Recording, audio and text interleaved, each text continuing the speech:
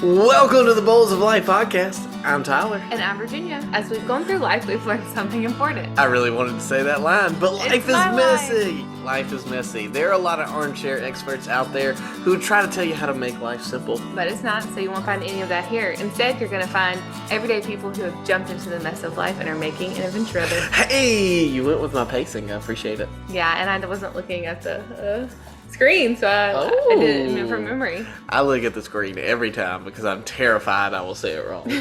But it's always funny when we say it wrong or do something wrong. Yeah, that's true.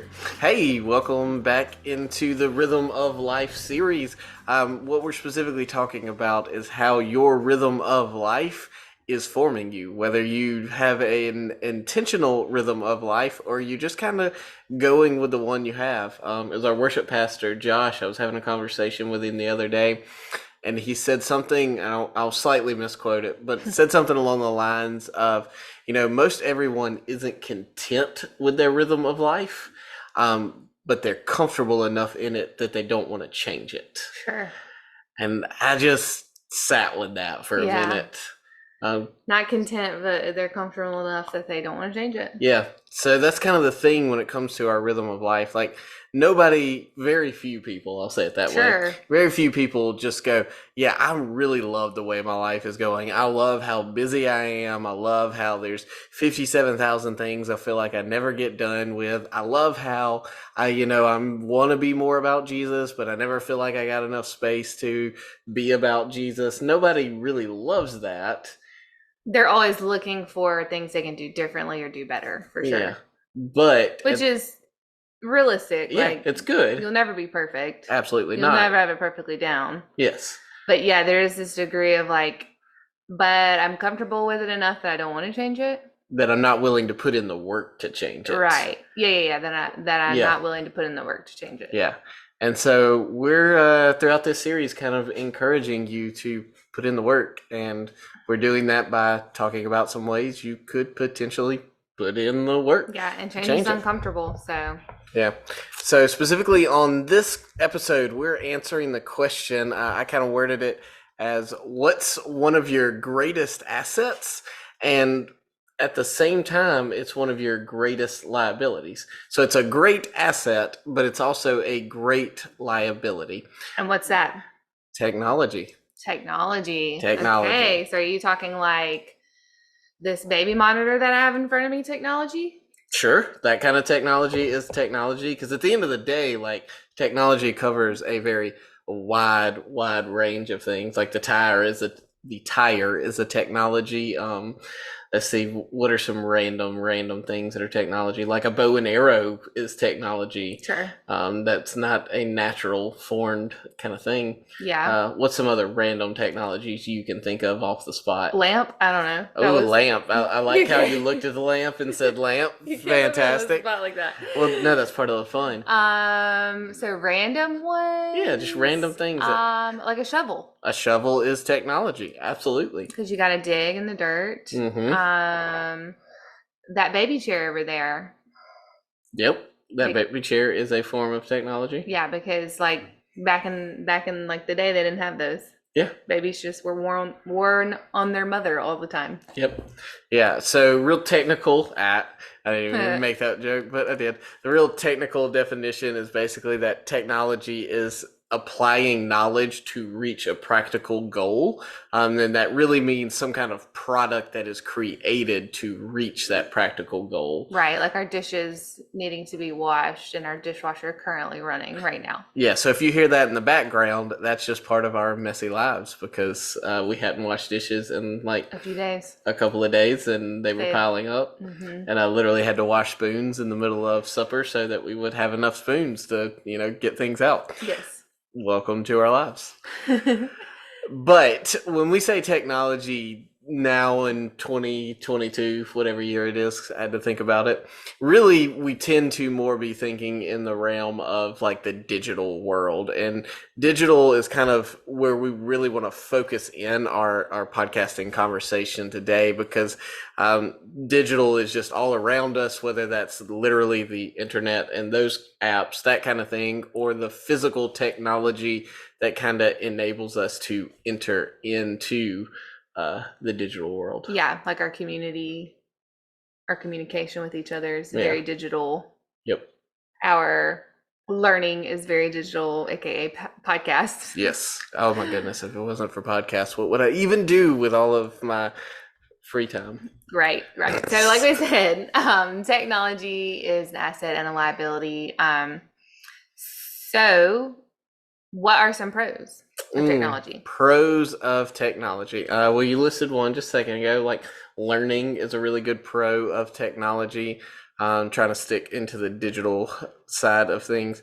You can now type things and you never have to rewrite that. You can just copy and paste it for the rest of forever. If you don't believe me, go and check back over years and years of our Thanksgiving communication as the Exchange Church, and it's just copied and pasted from the year before. We don't change it because we're doing essentially the same thing every year. So you don't have to say this in a new way. You don't have to go track it down, rewrite it on a new sheet of paper, make sure this sheet of paper stays preserved, which even sheets of paper was a form of technology. But again, focusing in on that digital world, like, that's a good one. What are some other pros you can think of?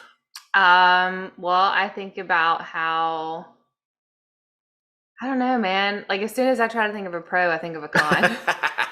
Well, we'll get there, but we're focused on the pros right now. I mean, Instant communication with people that don't live anywhere near you. yeah, and like being able to share photos, like with family members, because we, don't live like right beside our family. So Yeah. I really like being able to share photos of our children, our family that way, and not even just like through social media, but through like the iPhotos app on your iPhone.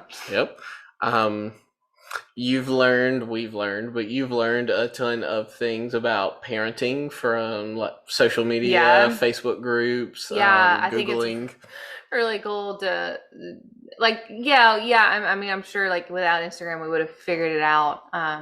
But it has been nice to have like experts that I can tap into that. Like whenever I have a question or concern, a lot of times I think they just hear my thoughts and they're like, oh, she needs to know more about this type of situation in parenting. So we're going to send her this Instagram page. That's what it feels like sometimes. Yep. The marketing things that go on with all the algorithms and whatnot. It's wildly fascinating and super creepy. Right. All at the same time. So there's a guy by the name of Marshall McLuhan. I think I'm saying his last name right. We're going to go with it. Marshall McLuhan. He was a futurist, which just essentially means he tries to predict how things are going to play out in the future. And he was writing about technology specifically around the creation of television and how television was going to impact our future.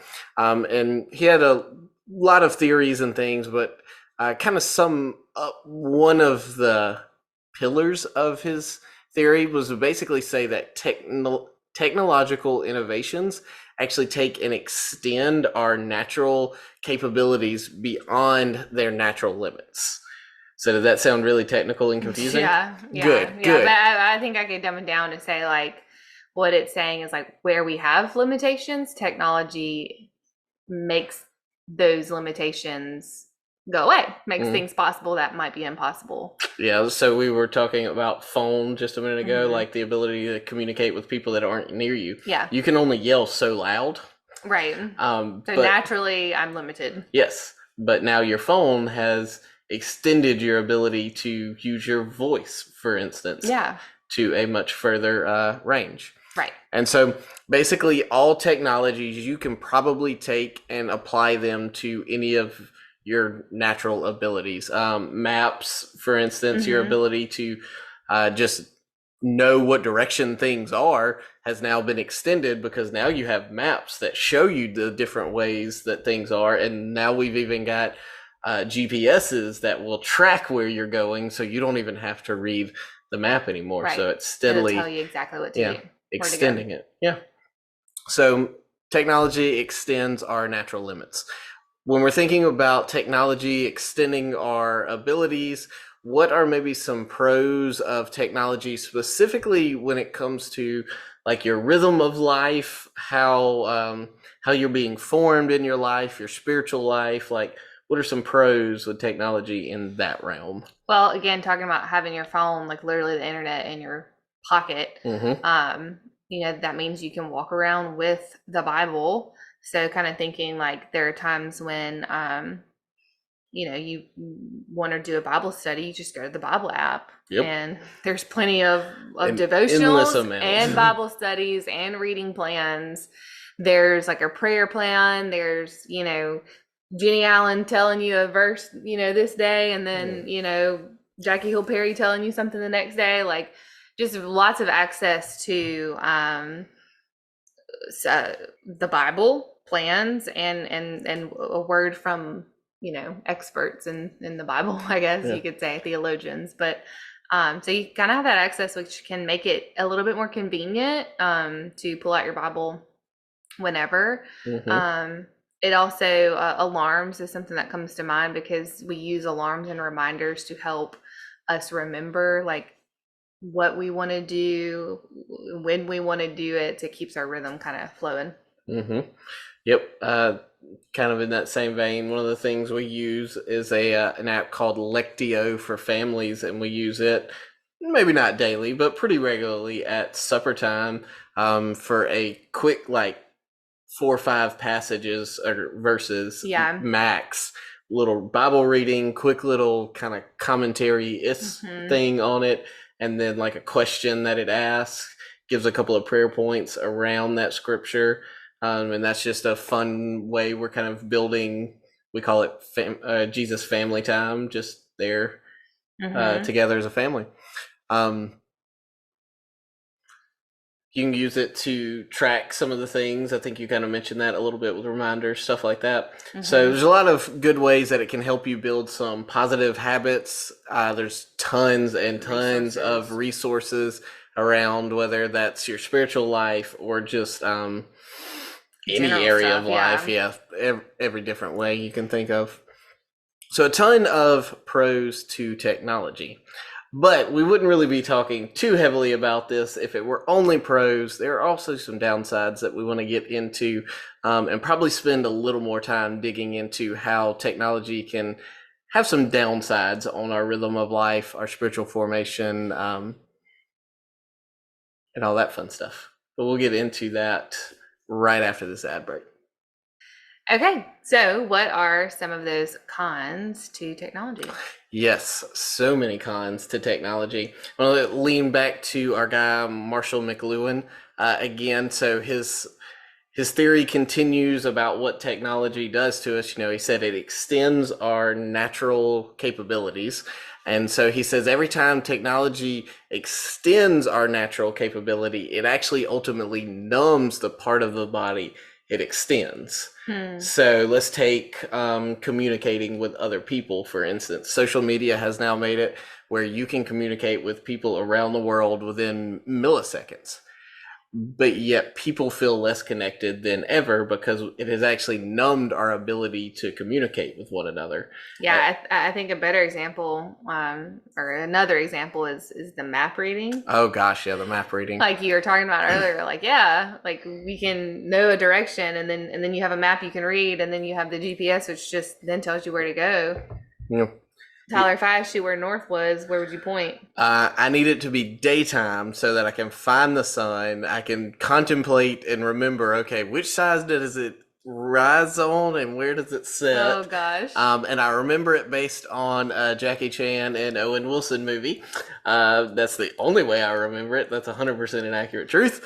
Thank you, Shanghai Nights. Was it Shanghai Nights? Shanghai Noons. I feel One of like those. maybe I have like an inner compass or something because it's really easy for me to I point to do north. not. I have no idea. I mean, our ancestors literally in the beginning had nothing but, The the sun and sun, the the stars. sky, yeah. And then they eventually started creating maps. And so you started going, okay, well, here's kind of the general idea of how things go. You had to, before that, you just had to intuitively know, like, this is Yeah. where this is leading. Yeah, so maps ended up numbing our ability to know where we are on the Mm-hmm. earth. Yeah.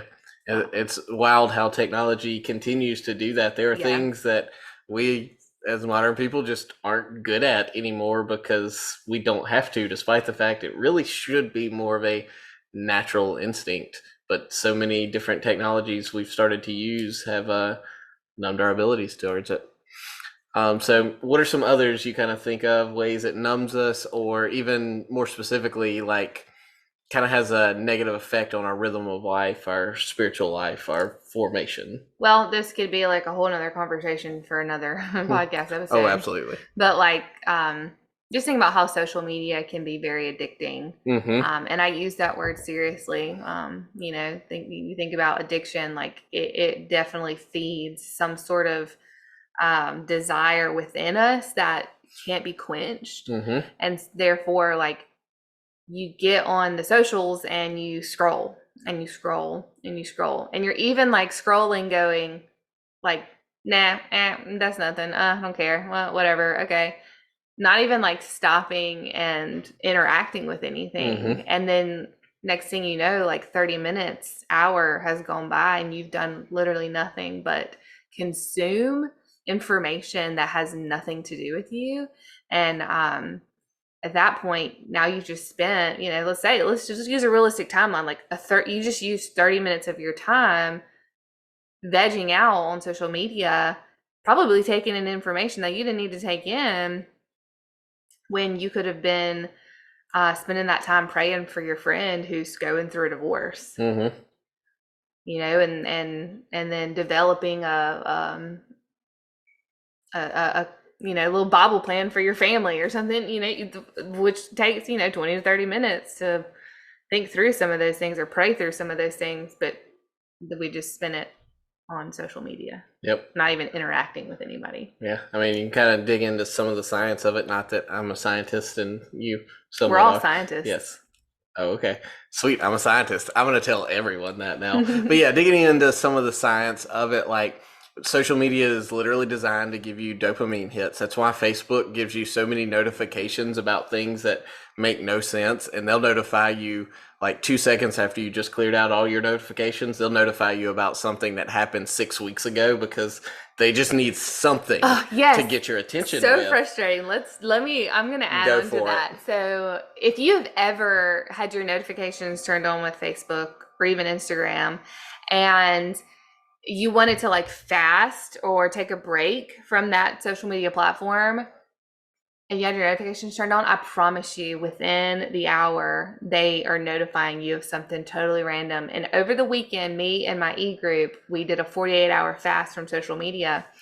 And it started on Friday night. Well, late Friday night, my friend who's in the e-group texted me, Alyssa, and she was like, hey, it's Friday night.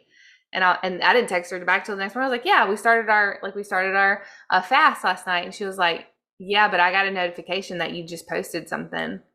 And I was like, I absolutely did not, because I haven't posted anything since the beginning of the week from when we had come back from our camping trip. I was like, first of all, they lying to you. Second of all, they're just trying to get you to come back on the app. Yeah, they realized. With a lie. Yeah. Like, I had not posted anything. Well, it said Virginia Boles posted. Right. And it doesn't give a timeline. But it doesn't give you a timeline, so it makes you think, oh, my friend just posted something. She hadn't been on there in significant. In a few hours, probably, at that amount point. Of time. Yep. I mean, I don't know what her habits look like, but yeah, like. Yeah. So frustrating, but it will give you just these random notifications. So and so, you haven't interacted with so and so in a while. Here's a post they just made 4 days ago. Right.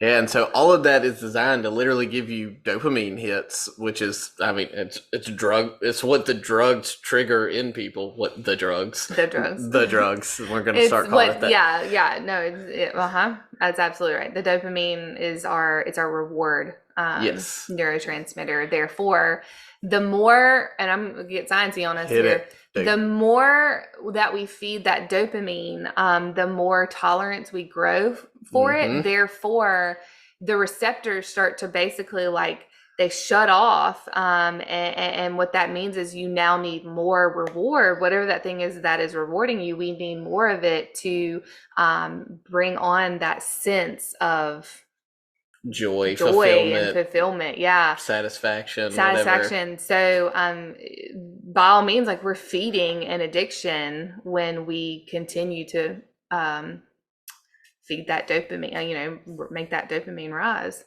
with that particular act of social media and using your phone. Yep. And so, um, take the science side of it, and now we'll go world biblical side of it, and we're going to credit Andy Crouch with this analogy. But he actually talks about technology is similar can be similar to some of the idols you see in especially Old Testament, where where we always can easily dismiss them and go like, oh, people are so dumb, they're worshiping this like piece of wood or whatever. But we have to assume they're not nearly as dumb as we want to consider them to be. In fact, more than likely, the first time they prayed or sacrificed or something happened. And so in that moment, they said, okay, I do this, and the thing I'm looking for happens. But then they do it the next time and it doesn't work. And so they think, oh, well, maybe I didn't do it well enough. So I need to do a more embodied form of it, or I need to do a greater sacrifice and greater sacrifice. And ultimately, what idols end up doing is they give you less over time, but require more of you. Which is the same thing that happens with social media. And it's why we find ourselves spending more and more time on it, not less, is because our body is becoming more and more accustomed to what we're experiencing. Thus, it gives us less of that dopamine because it's a more, I've experienced this before. It's not new. It's not exciting anymore. So it now requires even more of us while giving us less. Yep. Just like the false gods and idols. Yep. Back in the day. And so, yeah, it very quickly becomes a time and attention distraction. I mean, that's literally, social media is designed to suck as much of your time and attention as possible, because that's how social media makes money. It's how any platform makes money, whether it's social media or those free apps that you download that continually show you ads. They're designed to keep you on there to show you more ads so that they can make more money.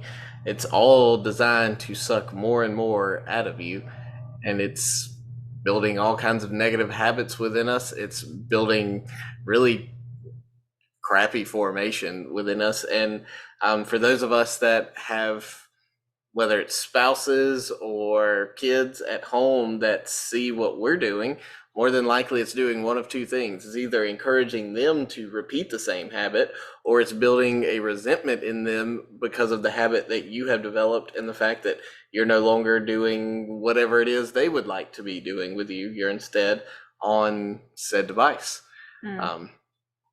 So it is forming us, and it is not forming us in the direction of Jesus very often, unless we are specifically spending time using technology to do that exact goal.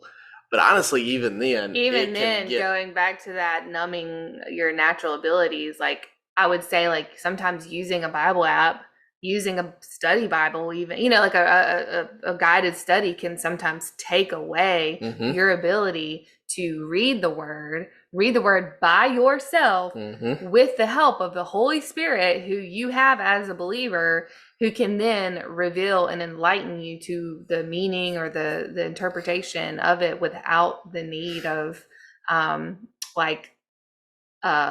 what are they called? A commentary. So again, not that those are bad. We definitely need those and use those and need pastors and need teachers and discipleship, etc. But like, if we're always being spoon fed, then we're not learning how to eat meat. And that's a Bible reference from Paul. So yes. Yeah. And I mean, just in the most practical terms, let's be honest, when we spend too much time only using, say, the Bible app or whatever, you're going to get text messages, you're going to get those notifications and things. And while you didn't mean to, you're then going to go, okay, well, let me check that text. And once you click off that text and go back to your home screen, you're going to go, man, what's happening on Instagram? You didn't even mean to click on Instagram, but now you're 7 minutes deep into Reels, and it's just not where we meant to be. You've now eaten up the time you have. Yeah, like distraction-free method. No, not at all. So, should we just become Amish? No. Sorry, but I could grow a really cool beard. It'd be fun. Like, think about the cool beard I could grow as an Amish person. All right, so obviously we're probably not going to just cut all technology out of our lives. That feels unrealistic in our day and age to do that. So what can we do? What can we do in our weekly rhythm to reform how we use technology? Well, don't fear because we actually have some ideas for you. Hey, good. We're not making you answer this question. But one thing you can do is to have like a weekly schedule for when your phone will be put away or turned off or notifications off and be away from it. Yeah, like one of the things I try to do is I just have a downtime set in the evenings. I think it's like 6 p.m. it comes on, and so other than a handful of people, I don't know if somebody texts me unless I open up the phone, just so that I'm not as tempted because I'm still super tempted to play on it when I could be hanging out with you or hanging out with the kids. Sure. So just a moment to know that hey, I'm gonna have the phone put away at this time. Another one is to just try and minimize the number of apps you have, aka like delete the apps that you waste a lot of time on. That doesn't even necessarily mean you have to delete social media off your phone, but I think one of the things you did was delete Facebook, and while you would still check it, you got on like through the web browser, which was clunky and just Yeah, and part of that was like I still found a way to get on Facebook. sure. But yeah, it made it much more difficult to get there. So one thing that I do now is it's in my app library, so it's not on the screen. Now it's still real easy to get to. So yeah, you just find ways to minimize the waste time that you waste on it. Yeah. You can also set up limits. Pretty much any phone you have at this point has an ability to set time limits on certain apps so that you literally say, if I spend more than X amount of time on app, it's going to be like grayed out and you have to like put in the passcode or at least tell it, no, I still want to get on this. And go ahead and say what you're thinking. I'm just laughing because we're literally sitting here talking about putting boundaries, putting restrictions on our devices, and as the Settlers of Catan game is sitting in front of us in the box, I just think about like way back in the day when like obviously the only technology was a bow and arrow or something like that. Like You didn't have this problem. you didn't have this problem. Nope. And we're literally like sitting here going like, okay, how can I get off my phone?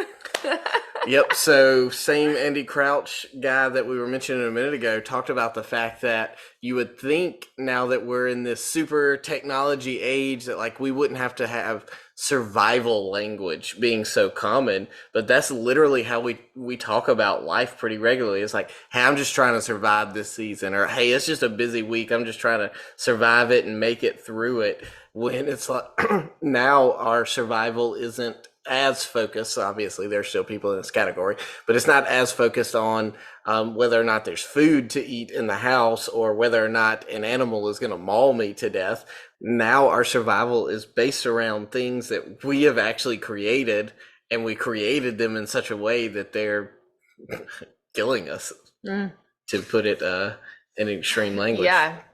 So yeah, we got to put some limits and parameters around when and where and how we're going to use our technology. Like there's nothing wrong with spending time on TV, but when was the last time you got done with like a massive TV binge that you just thought to yourself, man, I feel so rested and my soul feels like I have spent some time with the Lord. Like I feel so much better after that 8-hour binge. Yeah, I actually actually was thinking about this today. I came across something that was telling you to, be mindful of like the media that you take in, like the movies and the whole hocus pocus thing's going on right now because it's post Halloween. But I was thinking about I watched a movie this weekend, and I don't watch a whole lot of movies, but I watched one that was kind of like a thriller, suspense, kind of murder mystery kind of thing. And you think about, well, now that I've watched that movie, now it's on my mind, like stressful, scary things. And I would have not, I feel like that just created more stress in me just by watching, but just being entertained by something. Yep. That's really not, it's not good. Like, so it's just, you kind of think about like, yeah, when you get done with a movie binge or a TV binge, like, how did that really impact me? You're not better. Yeah. You might have more knowledge, but you're not better. Yeah. And that was just one movie like Right. I'm talking about. Yeah. Okay, so moving along here, establishing a no device zone.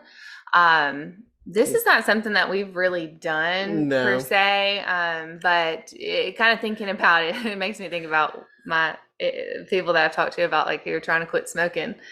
Mm-hmm. They'll put boundaries like, okay, I won't smoke in the car, I won't smoke in my house, I won't smoke around my kids. So kind of a similar concept to the no device zone where you don't use your phone in your car, you don't use it you know, in your bedroom, you don't use it you know, it's in certain places or with certain people. Yeah, I probably I think laying in the bed would be a phenomenal place to say that's a no device zone, because how often do you try to go to bed and find yourself 30-45 minutes later having just scrolled endlessly and you just missed 30-45 minutes of rest?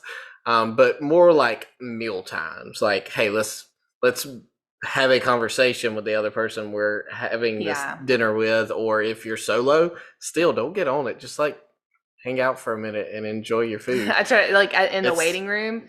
I was in the waiting room recently and I was like trying to, it was a dentist office, and dentist office always have the magazines, and I was like, okay, don't grab your phone because also I'm out of data. But grab that magazine right there. And I don't even remember, I think I got like 2 pages and they called me back, but it's like I couldn't even sit there for 3 minutes without pulling up something on my phone. Yep. I mean, even using a magazine, you know, I couldn't even sit there with my thoughts. So anyway, it's just a funny thought. Yeah. Okay, so what's next? Think about some activities that don't require your phone, internet, the TV, any kind of screen. Again, if you're really prone to vegging out on TV or scrolling on your phone, like pick up a book. It requires a very different part of your brain. Like scientifically, scrolling and watching TV versus the part of your brain that reading activates is just different. And so it's going to engage you a little bit differently than that will. If your family is somebody who's like, oh, but we love to watch movies together, we enjoy a good movie, fantastic. Put on a play, do a like dinner theater, play a board game, play a video game if you just gotta have a screen, because at least a good engaging video game, and I really don't mean a mobile game, those aren't super engaging for your, some of them are, but anyway, but yeah, like a video game's at least engaging you in a way that just scrolling or watching TV does not. Yeah. And I'd also say find a time in your week to literally Sabbath away from your phone. 24 hours is fantastic, but probably unrealistic for most people. So just like pick the morning one day, like your Saturday morning, don't pick up your phone when you wake up, leave it connected to the charger and let it stay there until at least lunchtime, if not all day, if you can manage it. That's something I've started trying to do on our Saturdays, is just to leave my phone in the room. I will go check it occasionally to see if there's a message or a phone call I missed, but yeah, trying to leave it away so that I don't just pick it up out of habit. Mindlessly. Yeah. Yeah. Yeah. And then if you're a parent, you know, think through what are some of the best practices or guidelines for you and your children. Because, you know, again, like Tyler said a minute ago, like your kids see what you're doing and they're going to pick up on it, and it's either going to be what they then learn to do, or they resent you for always being on your phone. You know, so think about what your personal relationship is to your devices and how that's going to affect your children's relationship with their devices. And if they have devices, you have to be thinking about what kind of restrictions and boundaries you want to put on for them. And so we have a few kind of ideas here that we get from the parentq.org. We'll share a link with you, a couple of links actually, on setting boundaries for technology with your kids. Yep. So clear expectations. We actually have some friends of ours who literally got a like device covenant with their kids when they got a new gaming device, and was like, hey, this is the way we're going to use this, and if you use it outside of these bounds, it goes away. And that's just simple, clear cut. This is it. These are the expectations. You also set the example. Your kid is going to do what you do. If they constantly see you on your phone, they're also going to want to be on their phone. Like in the car, which is something that's testing me. Yep. Trying not to be on my phone because we just did a trip. Yep. Trying not to be on my phone because I'm not allowing my child to have a device in the car. Mm-hmm. Therefore, it's not really kind or fair for me to be on my phone. Yep. Yeah, since Luna's now forward facing, she Yes. can see She right can up see when to I get you on in my the phone. passenger seat. And And yeah. then she wants to And be so, on Mommy, it too. I want to see that. Yes. I want to watch it. So set the example. Set those parental controls right away for safety. If I could harp on that all day long, I would, because your kids The will internet's see not things safe. on the safest app you think. It ain't Your safe. kids will see things they don't need to be seeing. Yep. And it will. It was just harm them. Yeah, a couple of years ago, YouTube Kids was having lots of issues with lots of different videos. Thankfully, YouTube put in a lot more restrictions on that. But still, yeah. That doesn't mean it won't happen.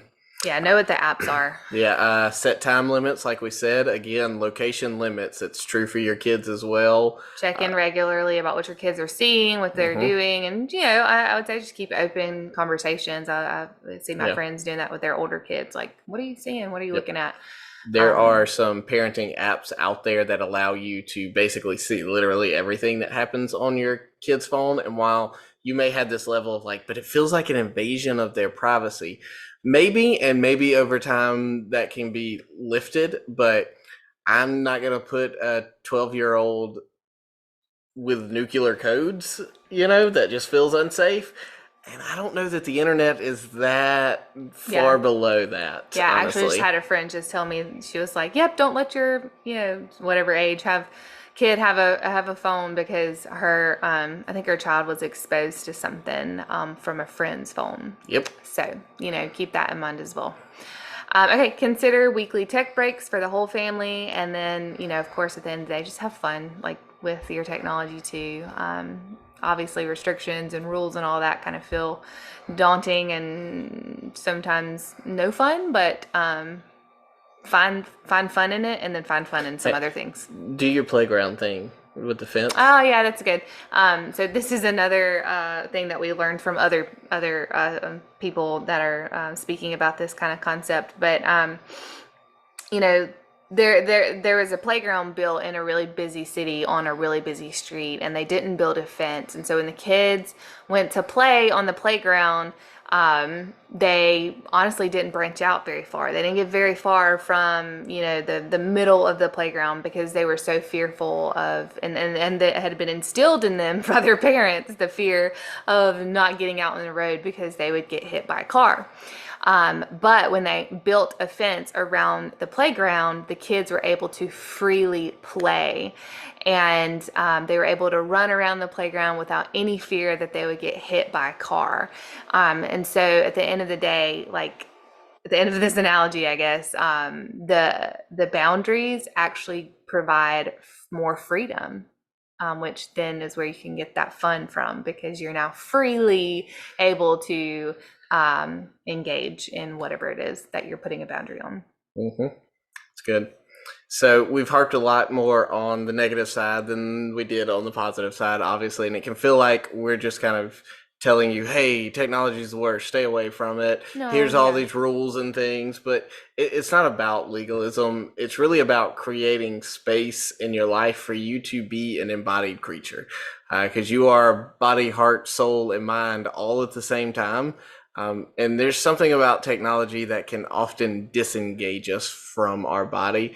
And so we just want to make sure we're having opportunity in our life to be the embodied person that we are. And we also want to make sure we're creating some margin in our life for the Holy Spirit to actually form us, instead of having technology be the thing that is forming us. Because more often than not, technology is not going to be naturally forming us in the direction of God. It's going to be naturally forming us in the direction of the world. So we just want to make sure when we are using tech that we're doing it in ways that are responsible and mindful. Yeah, I'll share a quote that you shared today on Instagram, speaking of the medias, from Rich Velotis, and it said something along the lines of what spiritual formation, how he would define spiritual formation, and it's just becoming more like Jesus, which we kind of used the term before, like this is kind of a different way of saying sanctification. So just at the end of it, like we can remind you, like, what's the point? It's what is the formation? What are we being formed? We're being formed to be more like Jesus. If that's not your goal, then that's our goal here. Yeah, you can skip over everything we talked about. You can skip over what we just said. Probably listen to a different podcast. Right. So in order to help you, because we don't want to just throw a bunch of things at you in a podcast episode and then say, okay, bye, go listen to the next episode of whatever you're going to listen to. But we want to make sure we're constantly equipping you throughout this Rhythm of Life series. So we've actually got a list of questions to kind of help you reflect on how you're using tech and how you might need to adapt and change some of the ways you're using it. And then we've also added all of these guidelines as more of ideas that you can adapt and use to inspire you. And all that's going to be found at bolesoflife.com. And speaking of bolesoflife.com, that's your one-stop shop for everything that you need to do and know about Boles of Life. And so as you're kind of wrapping up this podcast, sorry, I was throwing it to you, but you didn't feel the throw, so I've thrown it to you. Here you go. Okay, I don't know what you're throwing me. I did not catch it, but don't forget to subscribe to the podcast if you haven't already, so that you catch all the new episodes as they come out. Make sure that you share this podcast with a friend, so that they can also learn about like this kind of stuff, Rhythm of Life, and how to be formed like Jesus. Give us a rating of 5 stars and a review with some nice words, and go to bolesoflife.com and tell us what's messy in your life that you're loving by giving us a recording that we can share on the podcast. Well, thanks for joining us on this podcasting journey, and we'll be back with you again soon.